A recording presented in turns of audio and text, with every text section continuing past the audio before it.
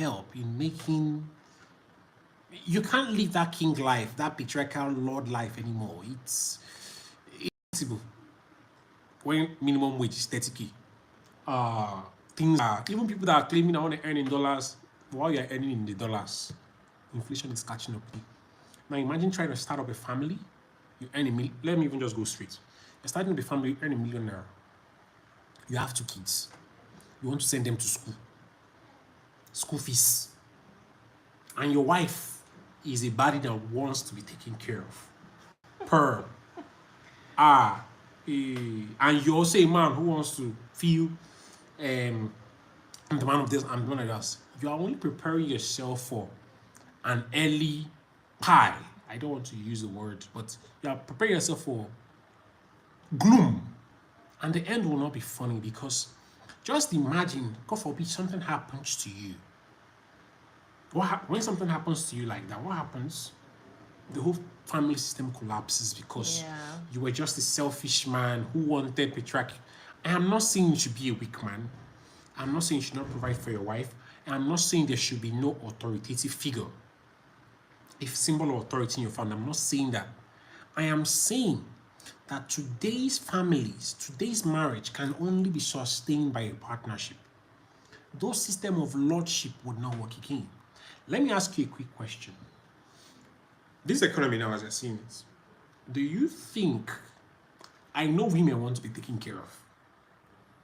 I'm not removing it. No, it's actually important because as much as possible, there is some sort of hierarchy that should be in a marriage because the man should be the captain. I'm sorry for people thinking I'm gender, blah, blah, blah.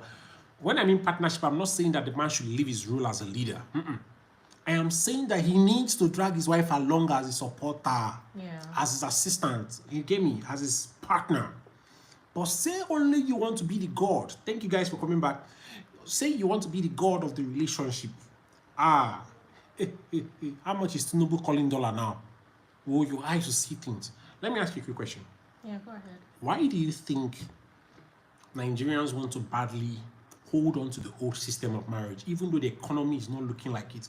Why do you think people want to hold on to this? I'm the man of the house. I want to be taken care of. I'm the wife. I don't want to do anything. I just want to chill. I want a man who earns 5 million that will not stress me. Even those men, how many are they? Are they up to 2 or 5% in the world? NDIC said Nigerians that have less than 500,000 or more than 500,000 are not up to 5%. So I want to ask you, why do you think people want to hold on to that old system badly, like really badly?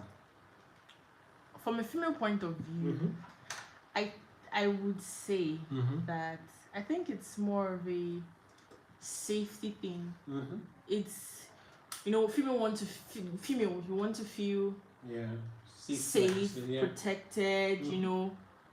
We want to have comfort.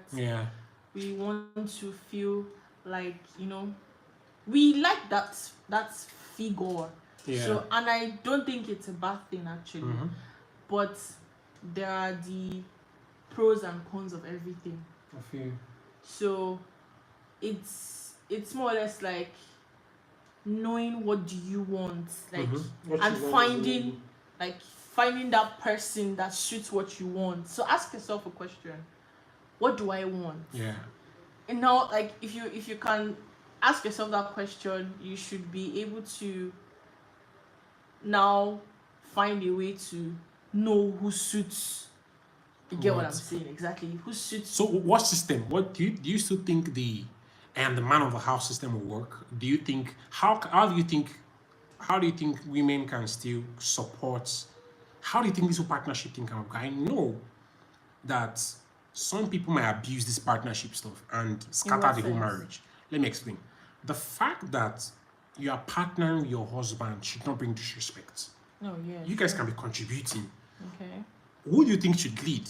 If the man has a good head, I think he should be the leader. That's the fault. But take point. The fact that the man is supposed to be the leader doesn't mean he can be the right leader. But anyway, as a lady, I also think you should make sure that who you are marrying can lead you. Yeah. You get me? So, but what model do you think will work? Do you think the idea of saying, do you think this whole style, the father, the man playing the whole thing, going do you think it will still work? I want you to recommend you. Do you think which role basically you as a lead now? Which role will work? I don't think, like you said, gone are those days actually. 100%. It's not the time now. To female people want to rise up to power, you know, take more roles, play more roles, empower more people.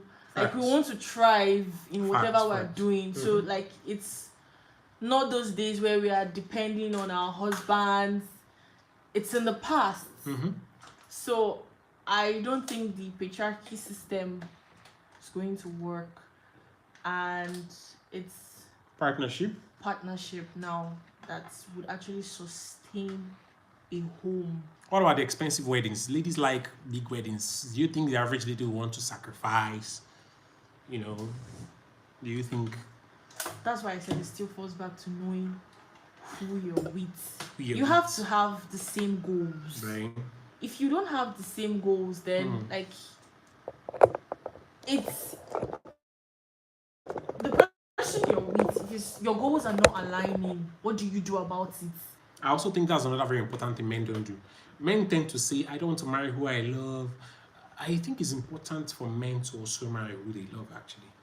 Because if somebody cares and loves you, you don't need to be explaining to them why you people need to save money so that you can build your own house. While that person is thinking about flying abroad or you're going to Dubai, babe, if not taking me.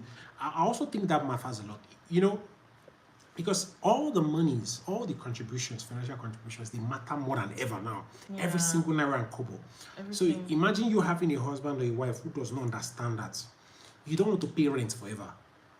Babe, all the single money we need, it shouldn't be the man. Only the man should not be thinking about security, securing the family. I think we should start getting to that point where women are taught. I'm glad that this, I'm glad that we are changing. Women should be taught to also want to secure. There are many women who are doing that actually, just that they're not celebrated on social media. But I also feel like it's also okay for women to start asking their husbands, babe, are you saving? Let's save. We need to build our own house. We need to secure some certain things. Babe, we need to get our degrees together. Yeah. Challenging him. Thank you. While challenging yourself. Yeah. I feel like we don't give that props to women. We don't design a world where women should be thinking that way. And all of a sudden, we don't want to create a world where we want to remove women from that comfort. Because remember, we're the ones who put them there initially. Exactly. You know, all of a sudden, in fact, many families teach women to be very dependent. All of a sudden, she gets married in this kind of Nigeria. She's seen the price of dollar. When she was a child, dollar was like 16 naira. She grows up. Dollar is now 1,500. And her husband is telling her that she has to work. All her life, all her mom has been telling her is, Kuko, Bafo, wash up well, your husband.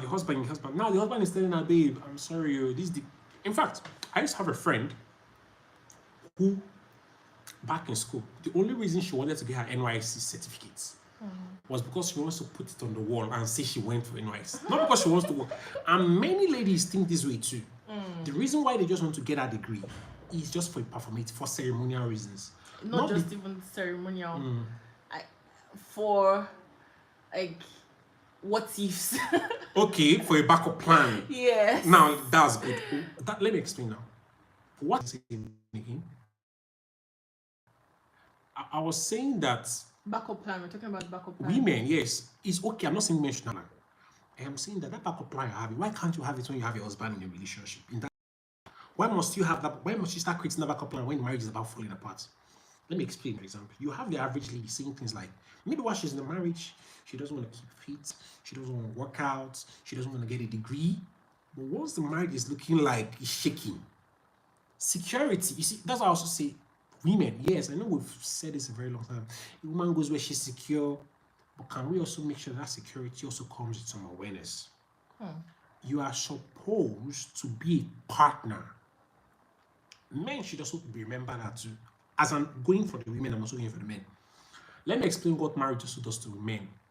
Having that woman doesn't give you the right to now remove the humanity from her.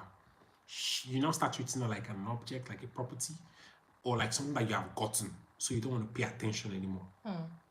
You know, you hear that's for the men part. For women part, women tend to get absorbed. They get security drunk.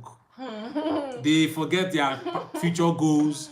It's only when the man now says, "I'm leaving this marriage," you now say, "I'm going to the gym, bringing sexy body, You shouldn't get to that getting all her degrees." Why you know that same gym you are going? Why were you not just doing that gym while the man was in the relationship? For the man, why were you not taking her out on dates?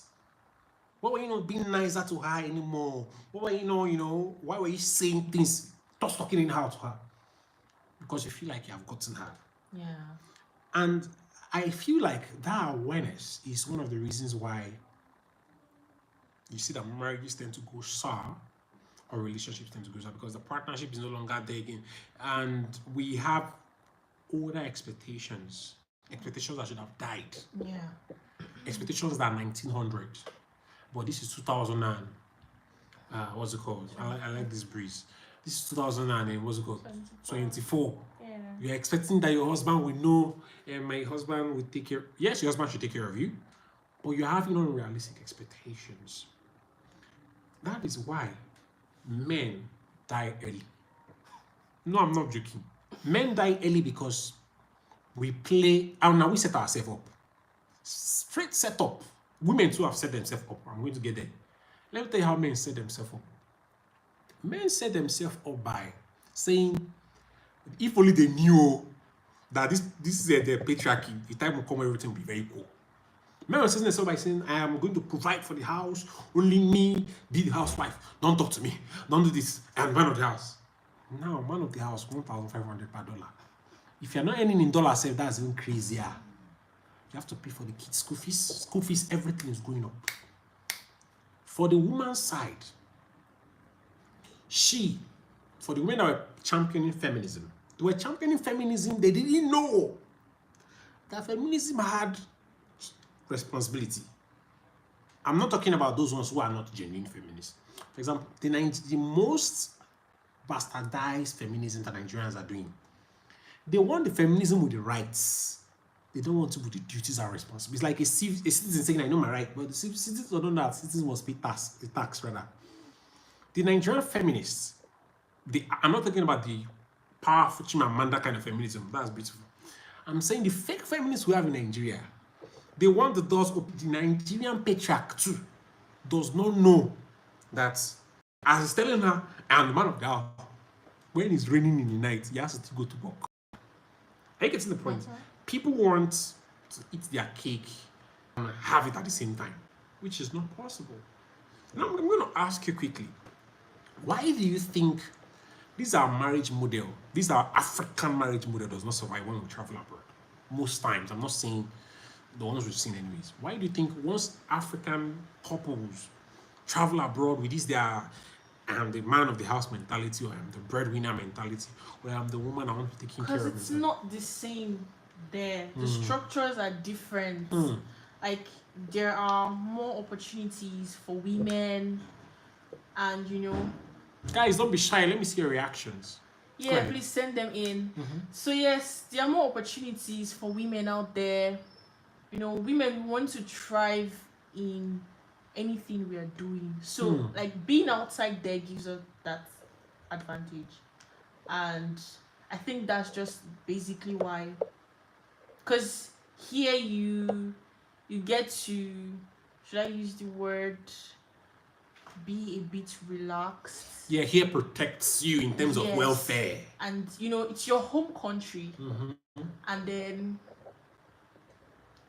the structure is just different. Basically, the structure is just different. Our own structure here, I think our own structure here allows the woman does not stay relaxed. Our own structure here allows the woman to play homekeeping very well. That's what I actually mean. Yeah.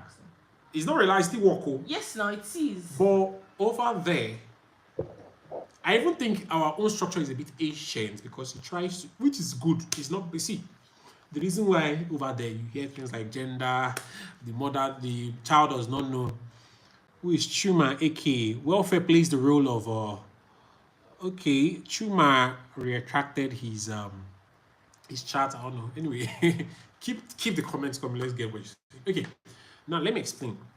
You see, I believe that the design that we have in Africa seems to be ancient because they say life started in Africa, human life.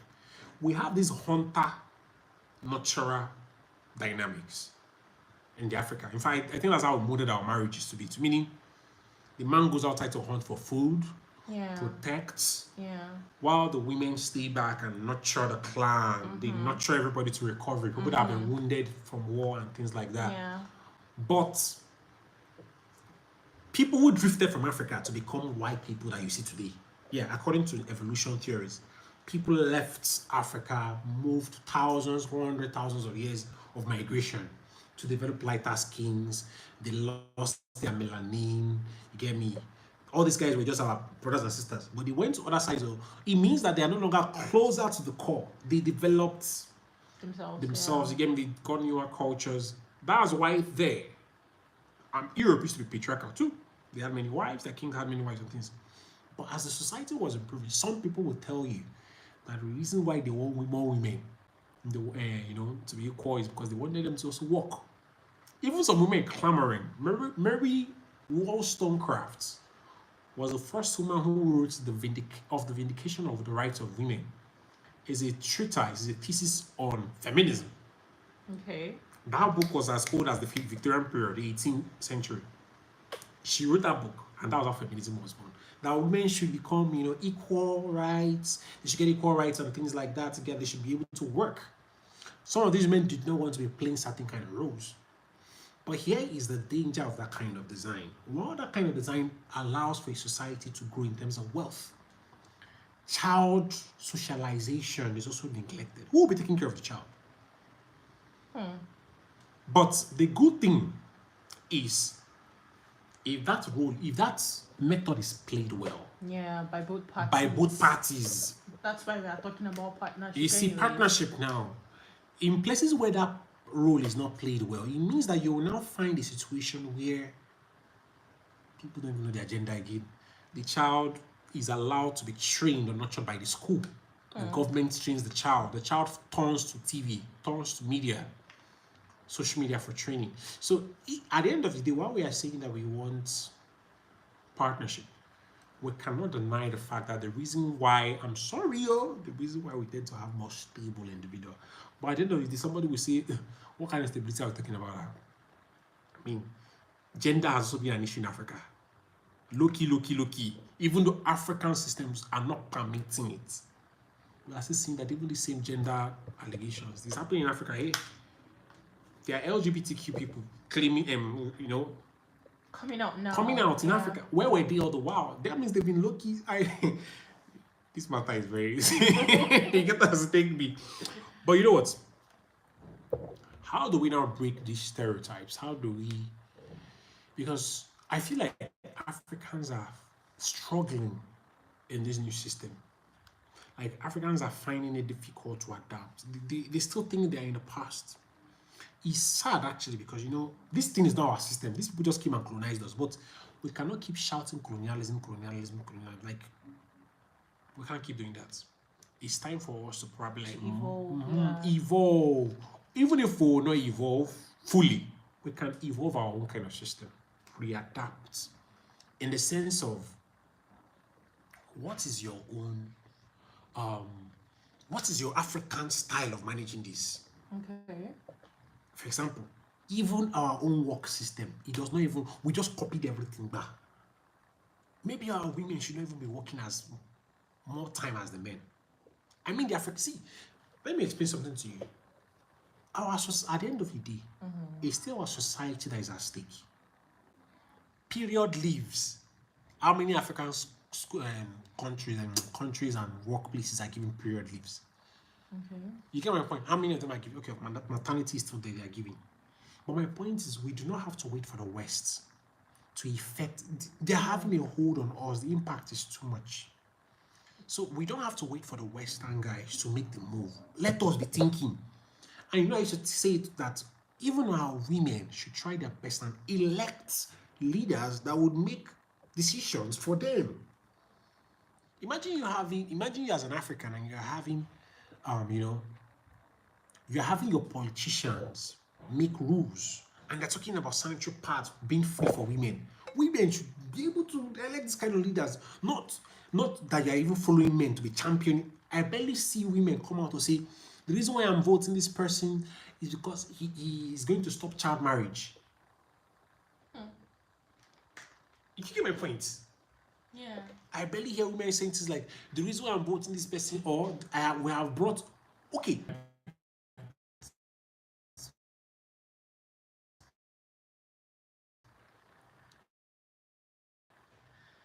Is it a natural endowment? Oh, is it a natural endowment? Oh, is it the net? I think the weather is a bit, but yeah, you are saying that they don't think. No, I was like, do you think we do not want, like, female leaders? Like, yes. Do you? My point is, women should make it more. They should be more firm. Who knows? Maybe the power of, maybe even the success of African system probably be in the hands of a woman. The success, who knows? You can't tell. But if we keep denying women the right to power, if I have a daughter, will I want to tell my daughter that she should shrink because there are men around? I'm not sure I want to do that. That's how I want to, because even as a man, I believe that yes, men are the epitome of leadership. Men are powerful, men are authoritative, men are successful. But at the end of the day, if I have a daughter, will I want to tell that to my daughter that it's only a man that can rule? Of course not. Do you know Chimamanda Ngozi Adichie said her father groomed them, took them to school?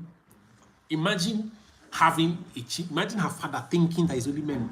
We will not have a Chimamanda now. Sure. We will not have an Ngozi Okonjo-Iweala, World Bank. We will not have Dora Akunyili, who saved Nigerians from fake drugs. Imagine if men thought this way. So I personally believe that, you see, is your network going now? Yeah, it's still fine. It's good. Okay. We're live, actually. We've been live for a very long time. Okay. I feel like, I even think that we would have a more stable society if we start to evolve our social values. I don't think we're evolving as fast as we should as a society. Even our marriage is also the reason why it's having some issues, because it's still trapped in the past. Somebody's earning 100K as a man. You're telling him that his marriage must be. Even the bride prices are annoying me. I'm not lying. It's not realistic. I have seen, we are living in a society where wealth is not tracked. We are not a people. Some people tend to believe that we're not a people of statistics, data, and it's not good. We need to create that culture. Like, you look at the wealth index in Nigeria, the indices that we use to measure wealth, and you're asking yourself why. I don't think the government should meddle into this bride price issue. I think there was a time Imo State government started pegging bride price because people were doing too much. Pegging bride price? Yeah, they were like, if you pass this form, no pay them. If I hear so, I think I heard a rumor like that before. People are abusing it. See, that's also another thing. You cannot be a feminist and you pay bride price on your head, though. When I mean bride price, I'm saying this. See, there's a difference between ceremonial bride price. I don't want us to wipe out our culture. No. Okay. But I'm saying removing the transactional nature of the bride price is my point. Retain the value of the bride price. It's beautiful, it's ceremonial. Imagine coming, kneeling down, begging, please, we need your daughter. You're handing something. The family touches it and returns it back. And you take their daughter. That kind of family, even if you want to do anything, you didn't collect anything from their hand. They didn't collect anything from your hand. You'll be more upright. You'll be not using it as a tool for extortion. I paid your bride price. Yeah. That is that plastic. Okay, how do you collect 200 million from a man because of bride price? You say 20 Okada, 50 jerrycan of palm wine. I do not genuinely think it's realistic, actually. Eh? I do not, because you have a home to build. Oh, that should be they play. That should be the focus. It happens. I know it does, but that's what I'm saying. It doesn't make any sense. That's why I want us. Some people will say yeah. Some people will try to shame the whole narrative, but the transactional nature needs to be removed. If you can afford it, yes. It should not even be encouraged whether you can afford it. If you can, but I'm like, I don't encourage it. I'm like, let me explain why. If you both have a plan, you have a goal. Where are you heading towards? Like, is it something you can't afford at the moment, but you know you really want to bride price? Leave the bride price. Early. Leave the bride price. Okay. Or remove the transactional nature. It should not be. Bride price should even be. I believe they should just say things like, all bride price should not pass this amount, and the family should not take it. The family should return it, because you can't buy a human being. But I know that families know these things, that the bride price is basically ceremonial. But they tend to want to capitalize. Even some fathers, some families try to use it as an opportunity to exploit. These people have families to build. Do you get a point? Yeah, you should rather actually be looking out for them. In the olden days, I remember very clearly that bride price, is even the father of the bride that contributes a lot in the marriage too. The fact, the idea that somebody's coming to buy your daughter, even if, no matter how you say I can afford it, that I spent 230 million, I'm coming to marry somebody. Don't you know I want to build the family we are? I don't understand. In this economy, are you people okay? You're not getting the point, like, I do. Their children, their school fees to be paid, and you're telling me the person that wants to marry your child, that the person should bring I'm saying, I'm not disrespecting the culture. I am saying people are manipulating that culture for exploitation. The bride price culture before money, before you brought paper, was beautiful. But now people have turned it to bring 30 bikes, bring 200 jerry can of palm wine, bring 40 matches, bring Rothman cigar for the uncle. That don't make sense. Yeah, you're right. Some list of things can actually and it's still what is reinforcing this. I am the man of the house mentality. No go war. Yeah, because you end up feeling like I bought this after all I did. Yeah, that's where entitlement let's even leave that one. Now, the savior complex of the groom is also another thing we need to remove. Let me explain like my savior. Yeah, please do that. The fact that some families are basically waiting for the girl to bring a wealthy man home. Okay. And and use him as the provider. Let me explain. Some people, as you are marrying them like this, you are marrying their family, you are grooming all of them into schools. Whoa. Oh. In fact, let's not even talk about grooming. Let's leave grooming. We'll go back to grooming. We'll come to grooming. You have your own family to think about. I know it happens. I know, but it's still something that till today, when I hear some certain things, it would never make sense to me. Because it is not. I'm not saying some of them are not good. I'm just saying that it creates a culture where the man, for example, you ask yourself, when some people claim, well, he's rich. That's why the wealth sometimes, African wealth sometimes does not go to the next generation. Mention how many African companies are multi-generational. Most of the wealthy guys, the wealth ends with them in Africa. But you have Rothschild, you have Lever Brothers. These things are multi-generational companies. You get my point? Why is it that the wealth in Africa does not last more than one generation? It's because it's squandered on all these things. I am not saying that you should empower people with your wealth, but it's not structured. You don't ask yourself, oh God, where are you getting all this money from? Why are you pumping it everywhere without accounting properly for it? Let me explain why. Our current system does not allow you, will not permit you to lavish your wealth, because in those days where they could just, one rich man in those days, in the olden days, you're back, sorry. Do you want to use the word? No, I'm fine. Now, in those days where a wealthy man could just, come, marry plenty wives, most times that land, you get me? He inherited it from his father. The land is plenty. It's big. You get me? But you're in a system where you as a man, you have to walk your way up. And even that land sometimes, you have to take it. Even now, imagine a man who was 1900 or 1800 coming now. And he's asking you guys, what are you using to make money now? People say it's paper. What happened to my farmland? He sells his farmland at a price and they're telling him that the farmland is not in Lekki. That the farmland is not valuable. He's surprised because systems have changed, value systems have changed. So my point now is, now let's go to grooming. Okay. Grooming in the case where if I like you as a girl child, I might be way older than you and I like you as a girl child. I say, okay, fine. I tell your child, your parents, I like how you pay for her, taking care of her. It's called betrothing, or is it betrothing or whatever? You get my point? Sure thing, yes. Where the man is just grooming the child, grooming her till she grows up so he can marry her. This culture has been there for a very long time. It has refused to die in Africa. Because some men you are hearing, she left me after I paid for her school fees. After I did this, after I did that. That system, why is not refusing? I'm letting you know that we need to evolve.